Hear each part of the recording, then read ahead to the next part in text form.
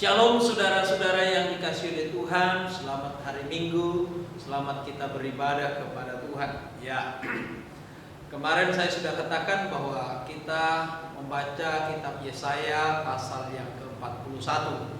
Ya, kalau saudara tidak pernah membacanya, maka sulit untuk memahaminya.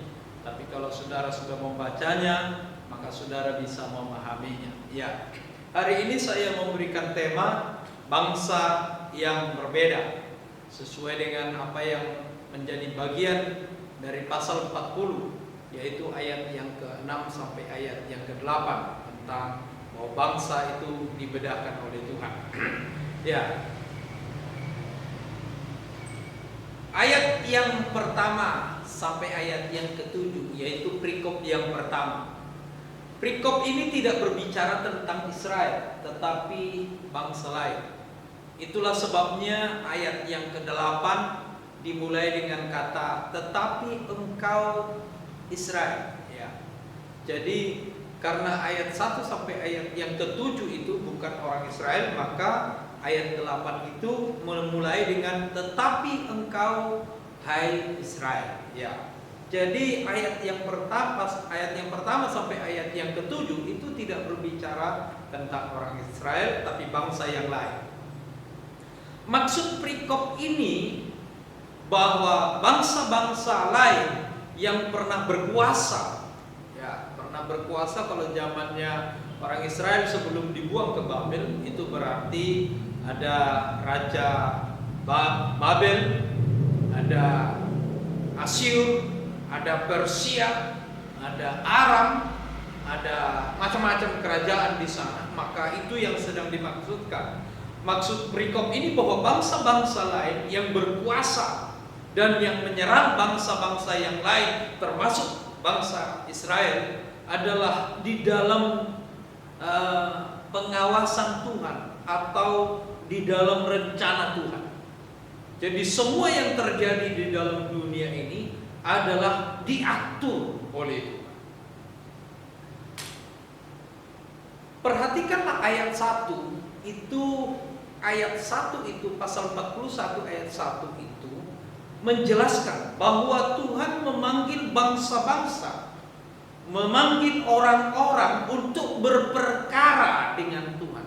Nah, berperkara berarti sedang ada di dalam pengadilan untuk memberikan penjelasan-penjelasan. Lah itu Tuhan meminta seluruh bangsa-bangsa ini untuk berperkara. Apa yang akan terjadi dan apa yang sedang terjadi. Itu sebabnya ayat ini sedang meminta seluruh orang-orang berperkara dengan Tuhan. Siapa yang benar? Tuhan yang benar atau mereka yang benar? Atau orang-orang lain yang benar? Ya.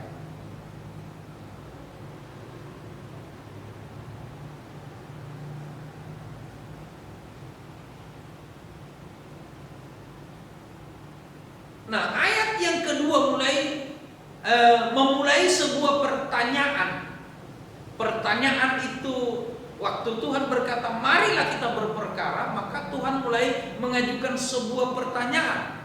Nah, pertanyaan yang disampaikan di situ adalah siapakah yang menggerakkan? Nah, ini sebuah pertanyaan memang tidak dijawab, tetapi jawabannya jelas bahwa Tuhanlah yang menggerakkan.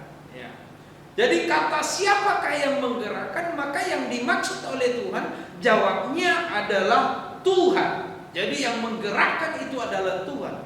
Jadi perikop ini ayat yang pertama sampai ayat yang ke-7 ini menjelaskan bahwa Tuhan mengatur segala bangsa yang terjadi di dalam dunia ini. Ya. Semuanya diatur oleh Tuhan. Nah, kalau berbicara soal bangsa-bangsa, maka tujuannya adalah satu bangsa tertentu. Jadi semua bangsa-bangsa yang lain itu sebenarnya tujuan Tuhan adalah satu, yaitu bangsa Israel, yaitu keturunan Abraham. Sama seperti Tuhan menciptakan ada banyak yang ada di dalam dunia ini. Kalau saudara melihat di dalam dunia ini ada harimau, ada ular, ya, ada beruang, ada macam-macam bangsa di dalam dunia ini. Tetapi semua itu diciptakan oleh Tuhan, tujuannya adalah untuk kehidupan manusia. Ya. Tuhan menciptakan harimau supaya tidak terlalu banyak binatang buas. Ya, binatang-binatang yang merusak makanan manusia. Karena itu Tuhan menciptakan harimau, dengan harimau itu ada, maka harimau memakan binatang-binatang di hutan, contoh babi hutan yang merusak makanan.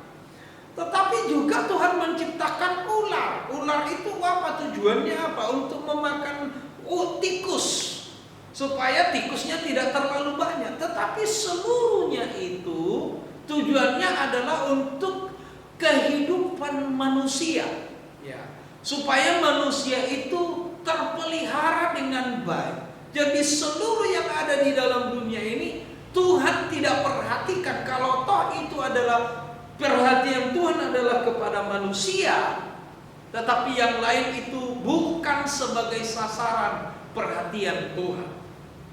Karena itu saudara yang dikasihi oleh Tuhan, kalau saudara menabrak kucing, saudara tidak berdosa. Ya, ada banyak orang manusia ini merasa berdosa kalau menabrak kucing, tapi kalau menabrak ayam tidak berdosa. Sebenarnya semua binatang yang ada di dalam dunia ini bukan menjadi perhatian Tuhan. Yang menjadi perhatian Tuhan adalah manusianya. Semua yang ada di dalam dunia ini diciptakan untuk manusia. Nah, seperti itu juga saudara, bangsa-bangsa ini ada, seluruhnya Tuhan ciptakan, dan malaikat Tuhan ciptakan. Sebenarnya sasarannya hanya adalah satu, yaitu umat pilihan Tuhan. Umat pilihan Tuhan. Jadi saudara yang dikasihi oleh Tuhan, perikop ini menjelaskan bahwa Tuhan mengatur bangsa-bangsa semuanya. Itu di dalam peraturan, di dalam aturan yang diatur oleh Tuhan. Jadi pasal 1 ayat 1 sampai 7 berbicara soal ini. Nah, kita masuk kepada perikop yang kedua, ayat 8 sampai ayat yang ke-20. Nah, bagian ini ditujukan untuk khusus orang Israel. Kalau dalam perjanjian baru tentu orang yang sudah lahir baru di dalam Kristus. Bukan semua orang Kristen. Karena tidak semua orang Kristen itu umat Tuhan. Umat Tuhan itu hanyalah orang-orang yang sudah dilahirkan kembali oleh kematian dan kebangkitan Kristus. Jadi ayat ini khusus pada zaman itu berbicara tentang orang Israel, yaitu keturunan Yakub. Nah, ayat yang ke-8 sampai ayat yang ke-10 menunjukkan bahwa Israel adalah kepunyaan Tuhan. Ya. Jadi ketika Tuhan berkata tentang Israel, dia berkata, "Tetapi engkau Israel hambaku." Ya. Kata hambaku di situ dipakai dengan kata, kalau bahasa Yunaninya adalah doulos, itu hamba. Itu bukan hanya berbicara bahwa hamba tidak punya hak, bukan. Tetapi ketika Tuhan berbicara hambaku, itu juga berarti bahwa hambanya itu adalah miliknya. Orang lain tidak punya hak untuk hambanya Tuhan itu. Ya. Doulos itu. Itu sebabnya ketika Tuhan berkata hambaku, tetapi engkau hai Yakub, Israel, keturunan Israel, hambaku, itu berbicara soal hamba pemilik. Nah, bahwa orang Israel adalah miliknya Tuhan, pemiliknya adalah Tuhan. Ya, itu sebabnya kata ini berbicara bahwa yang lain itu tidak punya hak. Ya, seluruhnya tidak punya hak. Yang punya hak hanyalah satu, yaitu Tuhan. Sebab itulah makanya disebutkan bahwa Israel itulah hambanya. Jadi pemiliknya orang Israel itu adalah Tuhan. Nah, ayat 10 lebih menjelaskan lagi bahwa Israel itu adalah umatnya. Dia berkata bahwa akulah Allahnya, Allah orang Israel. Nah, Allah itu berbicara tentang pelindung, pemelihara. Ya, tadi sudah dibicarakan tentang yang punya. Tetapi ketika kita berbicara tentang Tuhan, maka Tuhan itu adalah payung, pelindung. Makanya Alkitab sering berbicara tentang gunung batuku, benteng pertahananku. Jadi Tuhan itu adalah pelindung. Dia adalah pemilik dan pelindung untuk orang-orang yang percaya kepadanya, khususnya keturunan Abraham. Sebab Tuhan punya perjanjian khusus dengan Abraham dan keturunannya. Itu sebabnya Allah itu disebut Allah Abraham, Ishak dan Yakub. Karena mereka memiliki kepemilikan khusus. Orang Israel adalah umatnya, dan umatnya adalah hamba Tuhan. Jadi ayat ini berbicara tentang kepemilikan, bahwa Tuhanlah yang memiliki, yang punya orang Israel. Nah, ayat 11 sampai ayat 13, ayat ini ingin menjelaskan bahwa karena Tuhan adalah pelindung, Tuhan adalah yang punya dan pelindung orang Israel dan penjaga Israel, maka Tuhan akan menghancurkan setiap musuh-musuh orang Israel. Semua bangsa yang pernah memusuhi, semua bangsa yang pernah memerangi orang Israel, maka akan dimusnahkan oleh Tuhan. Sebab Tuhan adalah pelindung yang punya, yang memiliki hak punya adalah Tuhan bagi orang Israel. Yang lain tidak punya hak. Kalau Tuhan, kalau bangsa lain diizinkan, itu karena diizinkan oleh Tuhan. Ya. Kalau orang lain, bangsa-bangsa lain bisa menyerang orang Israel, itu karena diizinkan oleh Tuhan. Nah, Ayub adalah salah satu contoh yang paling jelas tentang mengenai ini. Kalau saudara melihat kisahnya Ayub, maka Ayub tidak pernah bisa diganggu oleh iblis. Baik hartanya, baik keluarganya, apapun tidak ada yang bisa diganggu oleh iblis. Sebab Tuhan adalah pelindungnya, pemeliharanya. Kapan Ayub bisa diganggu oleh iblis? Ketika diberikan izin atau diberikan hak oleh Tuhan kepadanya. Jadi tidak ada yang bisa mengganggu, tidak ada yang bisa merusak, tidak ada yang bisa mengganggu orang Israel. Sebab orang Israel itu adalah miliknya Tuhan. Itu sebabnya saudara-saudara yang dikasihi oleh Tuhan, kalau Tuhan tidak izinkan, maka tidak akan pernah terjadi. Nah, ini pelajaran penting bagi kita semua. Saya ingin katakan kepada saudara, tidak akan ada yang bisa, ya, tidak akan ada yang bisa menjamah saudara. Baik itu berupa kesukaran, baik itu berupa penyakit, baik itu berupa perbuatan orang lain terhadap kita, tidak akan pernah ada yang bisa kalau saudara adalah miliknya Tuhan. Kecuali kalau Tuhan mengizinkan. Ya. Sekali lagi saya katakan, tidak ada satupun di dalam dunia ini yang bisa menembus, masuk menjamah kita, mengganggu kita, mengubah kita, kecuali Tuhan izinkan. Nah, itu jelas dari kasusnya Ayub. Nah, itu sebabnya saudara yang dikasihi oleh Tuhan, kalau saudara sakit pun itu diizinkan oleh Tuhan. Kalau saudara mengalami kesukaran pun itu diizinkan oleh Tuhan. Kalau Tuhan tidak mengizinkan, maka saudara tidak akan pernah bisa. Sebab itu ayat itu jelas, Ayub, kasusnya Ayub itu sangat jelas menjelaskan bahwa tidak ada yang bisa menebus kecuali Tuhan izinkan. Nah, kalau Tuhan izinkan tentu ada tujuannya, ya. Tentu ada masalahnya. Kalau Tuhan izinkan, tapi kalau Tuhan tidak izinkan, maka saudara tidak akan pernah terjadi. Nah, saya ingin bercerita sedikit. Awal-awal terjadinya penyakit corona, itu sebenarnya saya baru berani bicara hari ini, karena sudah 2 bulan lewat. Sebelumnya saya tidak pernah berani. Nah, waktu itu ada salah satu jemaat ya yang sakit di rumah sakit mitra keluarga. Dan di satu kamar dengan dia ada seorang hamba Tuhan, katanya si pendeta. Nah, sakit, kebetulan saya tergerak untuk berdoa buat dia dan saya tanya, bolehkah saya berdoa? Iya, boleh. Dan saudara, saya tumpang tangan. Ternyata besoknya dia positif kena COVID. Ya, kena COVID. Tetapi setelah itu saudara, saya tidak mengerti sebenarnya bahwa saya apa. Tapi karena badan saya kurang sehat, saya juga berjuang untuk hal itu.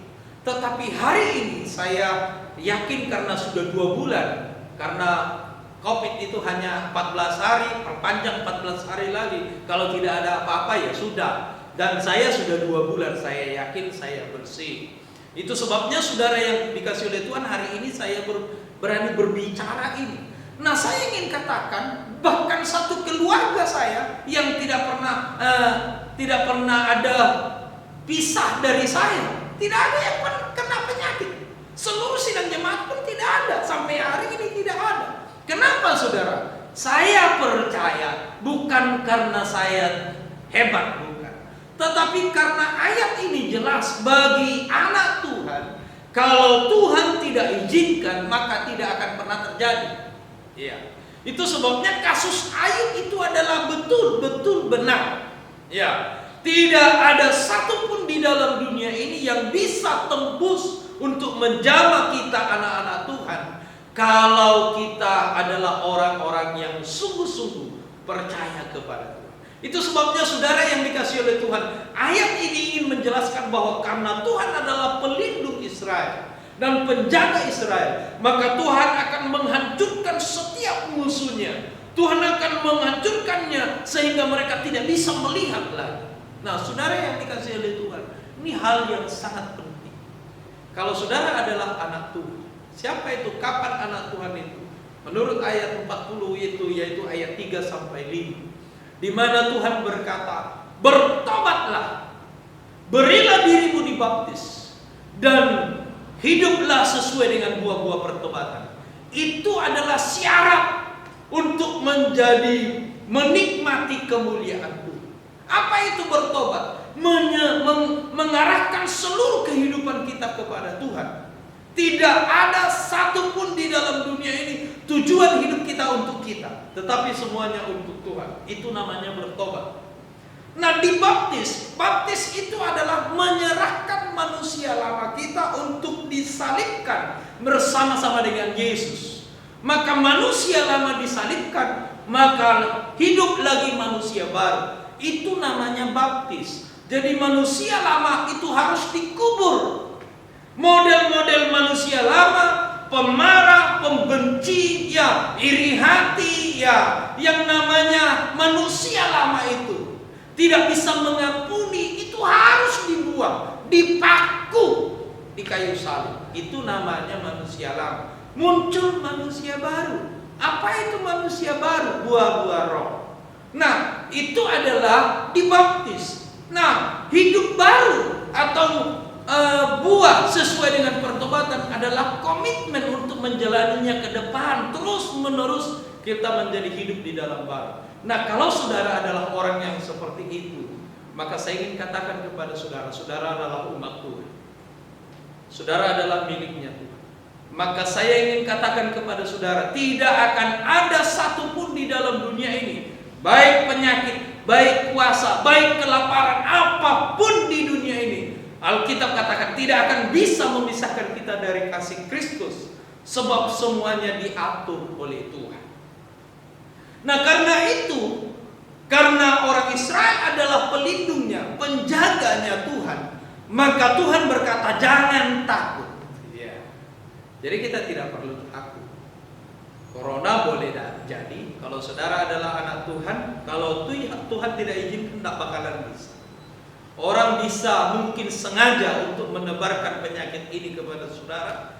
Tapi saya ingin katakan kepada saudara, kalau saudara adalah anak Tuhan dan tidak diizinkan oleh Tuhan, maka saudara tidak akan terjadi. Ekonomi hari ini lemah. Ekonomi memang susah hari ini.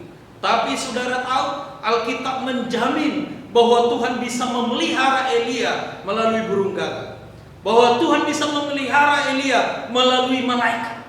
Jadi firman Tuhan berkata, manusia hidup bukan dari roti saja. Itu berarti bahwa Tuhan sanggup memberikan roti, makanan untuk manusia, bukan roti dunia, tapi dari surga. Itu jelas. Karena itu saudara yang dikasihi oleh Tuhan, ayat ini berbicara bahwa karena orang Israel adalah miliknya Tuhan, maka saudara dan saya yang menjadi miliknya Tuhan tidak perlu takut. Siapa itu miliknya Tuhan? Orang yang sudah bertobat, orang yang sudah dibaptis, dan orang yang menghidupi hidup dibaptis itu, yaitu menghasilkan buah-buah pertobatan. Nah itu ayat 11 sampai 13. Ayat 14 sampai 16. Di ayat yang ke-14 dijelaskan bahwa pada waktu itu keadaan orang Israel itu seperti cacing dan ulat. Jadi waktu orang Israel ada di dalam perhambaan di Babel, maka keadaan mereka itu seperti cacing. Apa itu cacing? Cacing itu tidak punya alat peran. Cacing itu tidak punya daya. Cacing adalah binatang yang paling lemah. Ulat adalah binatang yang paling lemah. Dia tidak bisa menghindar apa-apa. Kalau ada orang yang mau mengambil dia, pasti dapat. Kalau ada orang yang mau membunuh dia, pasti terbunuh. Itu keadaan. Tetapi ayat yang ke-15 dan ayat yang ke-16 menjelaskan, walaupun keadaan orang Israel waktu itu adalah seperti ulat, seperti cacing, maka kemudian Tuhan akan membuat dia menjadi pengirik, papan pengirik yang tajam. Ya, papan pengirik yang tajam. Saudara tahu papan pengirik yang tajam yang dimaksud di sini, bahwa dia mampu untuk merobohkan gunung-gunung, menjadi sesuatu kekuatan yang besar, menjadi sesuatu yang luar biasa, menjadi sesuatu yang ditakuti. Sekalipun hari ini dia seperti cacing dan ulat, tetapi karena dia adalah miliknya Tuhan, maka Tuhan sanggup membuat dia menjadi sesuatu raksasa yang sangat ditakuti. Nah itu sebabnya Tuhan, saudara yang dikasihi oleh Tuhan, ayat 14 sampai ayat 16 ini ingin menjelaskan, sekalipun kemampuan mereka tidak seberapa, tapi kalau saudara adalah miliknya Tuhan, kalau saudara adalah orang yang sudah bertobat, kalau saudara adalah orang yang sudah lahir baru, kalau saudara adalah orang-orang yang menghasilkan sesuai dengan pertobatan, maka Allah sanggup membuat kita menjadi sesuatu yang luar biasa, menjadi seorang yang hebat, yang diberkati oleh Tuhan. Bahkan tidak ada satupun musuh yang bisa bertahan melawannya. Itu sebabnya saudara yang dikasihi oleh Tuhan, saya menyebutkan bagian ini, bangsa yang beda. Kita adalah orang yang sangat berbeda. Kita berbeda karena kita memiliki Tuhan.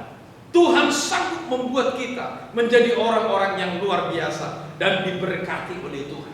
Nah, saya ingin sampaikan ayat yang ke-17 sampai ayat 20. Nah, di ayat yang ke-17 ini adalah sebuah masalahnya juga, menjelaskan bahwa keadaan orang Israel seperti orang yang sedang kehausan, sedang seperti orang yang sangat lemah, tidak ada yang memperhatikan, tidak ada yang memberikan minum, tidak ada yang memberikan makan, adalah seorang yang sangat lemah. Tetapi di ayat yang ke-18 sampai ayat 20, Allah menjelaskan bahwa Allah akan membuat sungai di padang gurun untuk orang Israel.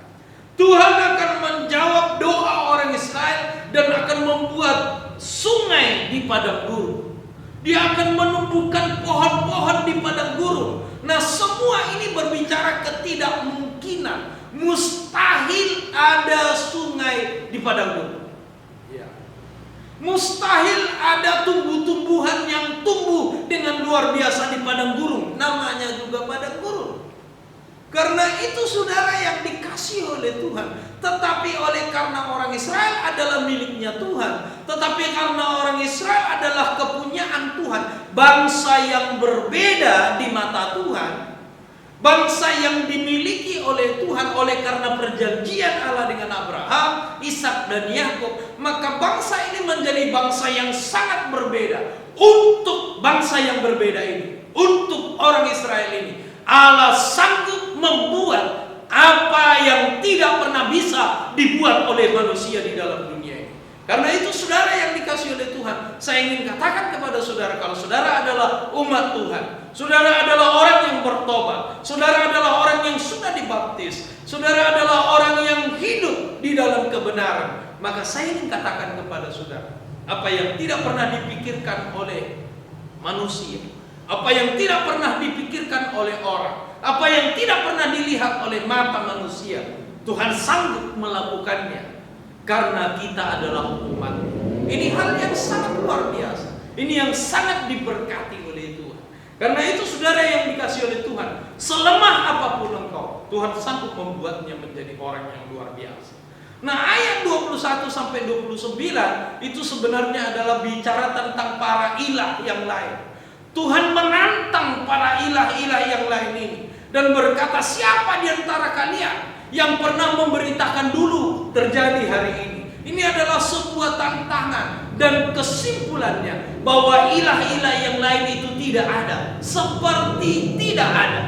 Mereka tidak mengetahui apa-apa, mereka tidak mengerti apa-apa, mereka tidak bisa berbuat apa-apa. Karena itu kalau ada orang yang percaya kepada ilah yang lain, itu adalah kekejian bagi Tuhan. Sebab orang diciptakan oleh Tuhan tetapi menyembah yang tidak bisa bikin apa-apa. Sementara manusia Tuhan buat, Tuhan ciptakan segambar dengan Allah. Itu sebabnya Allah memandang sebuah kekejian, penghinaan terhadap ciptaan Tuhan, penghinaan terhadap manusia, di mana manusia segambar dengan Allah tetapi bisa percaya kepada ilah yang lain. Karena itu saudara yang dikasihi oleh Tuhan, kasihan saudara kalau saudara masih mau pegang-pegang jimat. Kasihan saudara kalau saudara masih bisa menyembah di bawah pohon besar. Kasihan saudara kalau saudara masih mau menyembah gunung yang tinggi. Kenapa? Karena saudara menghina yang namanya manusia, hampir segambar dengan Allah. Selainnya itu sebenarnya mereka ada di bawah level kita, karena kita segambar dengan Tuhan. Itu sebabnya saudara, para ilah-ilah ini seperti tidak ada. Karena itu saudara yang dikasihi oleh Tuhan, jangan takut. Hari ini saya ingin berbicara, firman Tuhan ini berkata bahwa zaman ini yang dibutuhkan oleh anak-anak Tuhan, sungguh-sungguh bertobatlah, baptis, dan hidup sesuai dengan kekristenan, maka engkau akan dipelihara oleh Tuhan dan diberkati oleh Tuhan. Amin. Mari kita tundukkan kepala dan kita berdoa. Bapa di surga, kami sangat bersyukur pada pagi hari ini buat kasih setia Tuhan dan kemurahan Tuhan yang Tuhan sudah berikan kepada kami.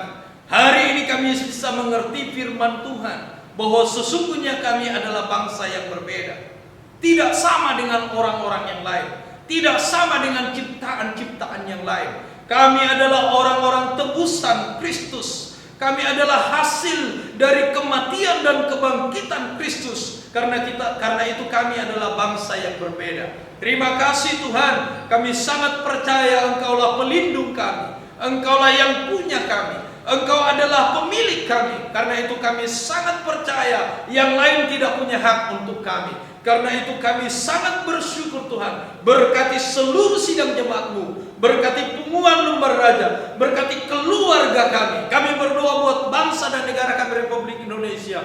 Tuhan memberkati Jawa Timur dan lingkungan kami serahkan ke dalam tangan Tuhan dan Tuhan memberkati. Terpujilah nama-Mu Bapa. Kami mau serahkan setiap jemaat-Mu ke dalam tangan Tuhan. Engkau memberkati suami istri, saling mengasihi, saling menghormati pernikahan mereka, dan memberkati anak-anak mereka takut akan Tuhan dan mengasihi Tuhan, hormat terhadap orang tua, memberkati usaha pekerjaan tangan mereka. Terpujilah nama-Mu. Dalam nama Kristus Yesus kami bersyukur dan berdoa. Sekarang arahkanlah hatimu kepada Tuhan dan angkatlah tanganmu dengan iman, dan terimalah anugerah dari Allah Bapa, cinta kasih daripada Tuhan Yesus Kristus, serta persekutuan Allah Roh Kudus, itulah yang akan menyertai, memberkati, menolong, bahkan menopang, meneguhkan iman kita hari ini sampai Maranatha Yesus datang kedua kali kelak. Yang percaya berkata amin.